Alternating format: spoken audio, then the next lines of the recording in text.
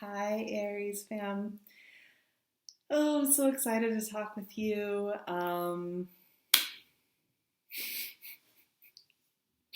November is wild. Sometimes I try not to get too ahead of the curve, right? So I started to look into November and to feel it out, and then I realized this month is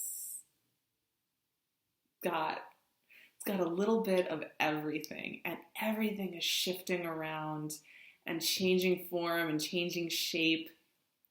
And you guys are no exception. Cardinal energy is getting a real infusion of energy in general right now. And I had an interesting note for Aries in general when I started connecting in with you all, which you know how I feel about you. The connection between us is so strong. It never ceases to amaze me, but the note that came up before I get into these specifics. You are working in the rich soil of the 8th house of Scorpio energy the first part of this month, and then you're moving into 9th house energy of Sag season. One of the best seasons of the whole year. I'm so excited. And the thing that I got is you are expanding into territory that I think some of you didn't even necessarily see yourself expanding into before now. So there's a sense that there is this big soul expansion and shift in energy that you didn't know was going to come your way, and that it may be a little bit surprising. Now, this month is surprising in general. Of course, we're still working through the Venus retrograde until November 16th, so that's going on in Libra in your opposite sign. So you're reassessing your relationships. You're just getting in there. You're checking in with all of that, right? The North Node of the Moon is moving into Cancer. This is a 1.5-year transit, and when the North Node moves like this, we all feel it. The North Node is where we collectively kind of start to point our compass for a little while. So we have the North Node in Cancer, the South Node in Capricorn. So you're getting a highlight there of your internal family center, which is really important. And then, of course, we have Jupiter moving into Sagittarius, your 9th house energy, right? Another fire sign. And I think that is going to feel so good for you. And I think that's really where that sense of expansion, that sense of adventure, that sense of opening up could really be powerful for you. So I wouldn't be surprised if that comes up. We came in with the Tower. It is one of those months where things are moving around. Don't get freaked out by the Tower, though. There is that expansion that I was saying that you guys maybe didn't expect. There's a version of expansion that is coming in for you that I think in some ways you guys are like, oh, wait, that's how I'm expanding.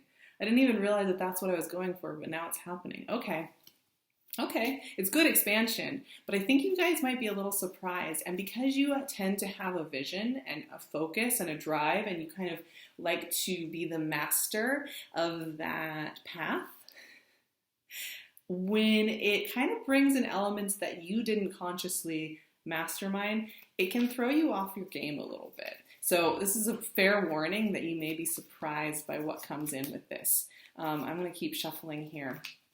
We have a new moon in Scorpio, this 8th house transformational energy for you. We're all going to be feeling Scorpio energy because Scorpio just works with us in that way. We have a full moon in Gemini. 0 degrees of Gemini on, what is it, the 23rd. So right after Sag season begins. 4 of Cups. What a pairing, you guys. Aries can never just do it in a quiet, like easy way. You've got to have like some crazy dualism going on here. But here's the other funny thing about this month. We've got a couple key retrogrades going on. So we have the Venus retrograde till November 16th. And then on the day that goes direct, Mercury retrograde begins in Sagittarius in your 9th house of expansion. So while we have Jupiter going home to Sagittarius, opening everything up, just like a week or so later, we have Mercury going retrograde in the same sign saying, oh no, we're going to check in first. I think that is such a funny cha-cha, and I think that's why 10 of Swords.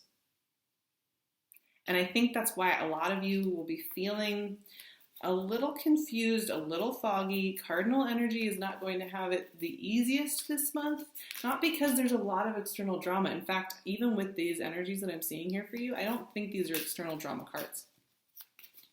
I feel like this is you getting comfortable with like a new identity that I don't think even 6 months ago you saw yourself as. 3 of Cups. Oh, that's good. I like to see some happy Aries energy going on, but I don't think you necessarily saw yourself where you're headed. And that's not a bad thing. I think that's a good thing for you Aries energies out there. Because I think what's coming in is going to be better for you in the long run. And some of you may be already very conscious of why that is and how that is. Already, as you're watching this, you go into November, you already know that you've had this dialogue within yourself. 8 of Cups.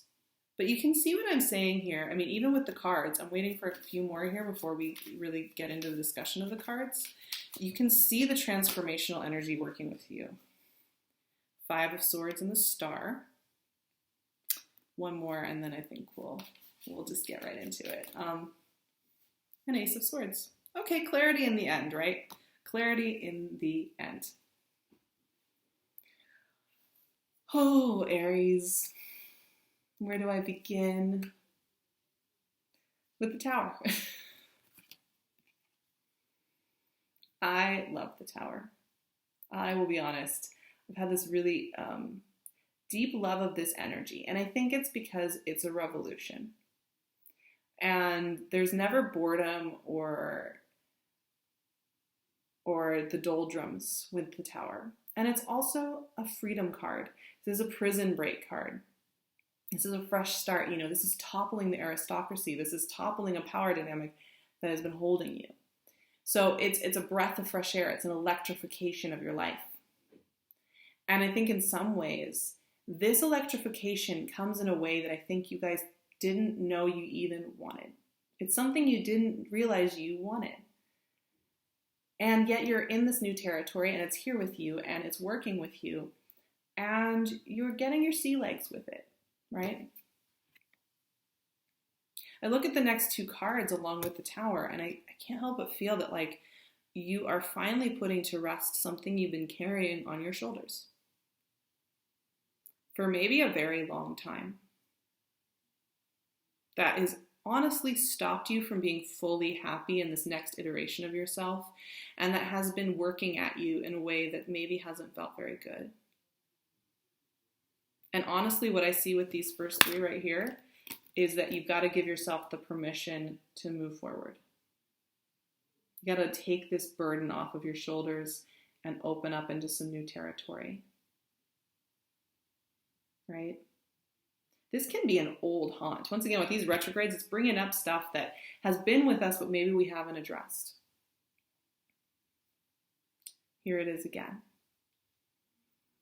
You may be noticing that this has a lot to do with something that is not affecting your day-to-day life right now, that is not about a decision you have to make about the future, but is in fact something that you have held onto at a deep level. Some idea of a failure you've had in life. A failure in a relationship, a failure in your career, a failure in your identity, where you failed somebody. Because if I know one thing about Aries, I know that you guys are extremely passionate about what you love and what you choose to do in this world. And when you direct your energy at something, it matters to you. It matters to you. And one thing that Aries can always learn about and always remember and be reminded of is that it's okay when they fall away. It's okay when they take a different form. It's okay when maybe things don't work out the way that you thought that they should when you were giving all that attention and energy to it. You know, the 4 of Cups always shows up when we have something that we really need to make peace with. And it will hold us and make us feel really annoyed and irritated that things aren't moving in the way that we want them to until we accept that grace. And it's here with the 10 of Swords, which for me is the death of an energetic self. It's the death of an energetic self.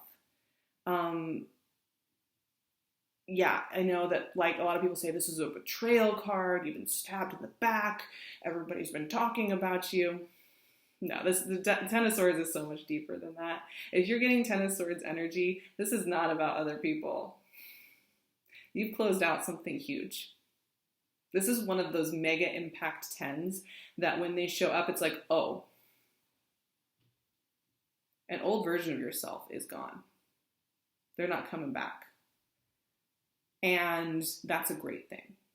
That is an empowering thing. That is a motivating thing. And that is something that will free you, Aries, to be your full Aries self. and not to feel stifled and not to feel sad and not to feel heavy. I think when I see an Aries who's got that feeling in them, it breaks my heart, drives me crazy, because I want you to feel good, you know? And like I said, this can be stuff from a while ago. This does not have to be stuff that's happening this month. I don't actually see external drama, because look what we have. I mean, Three of Cups here in the midst of all of this. In the midst of all this intense spiritual death and rebirth, we have the Three of Cups, which suggests to me that your friendships and the people that you're working closest with are thriving. And in fact, that's a place that you can turn to with this. Don't be afraid to share that you're going through some of this. I think sometimes you guys like to push through and make things seem like they're fine on the surface, and then you don't share it and people don't actually know. But I feel like there's a lot of support here for you to open up, to share, to celebrate. And there might even be something to celebrate. Maybe there's a closeout of an old contract that's no longer serving you, and you can celebrate. Maybe there's an opening door that is opening up for you. Maybe you're moving house. Maybe you are ending a relationship. Maybe even beginning a new one. And there's something to celebrate in this death of self, this death of an old contract, and this death of an old agreement, and this death of something that's been holding you and weighing you down. And that's a beautiful thing. I mean, it is paired here. That Three of Cups is paired here with Eight of Cups and Five of Swords. Eight of Cups is another one of these moving on from something energies, and like everything here in this reading is like moving on. Okay, moving on. That was then. That was that lifetime. This is this lifetime. You don't need to worry about that anymore. It's not serving you. Move on. It's pretty blunt. I'm pretty in your face. Five of Swords is interesting.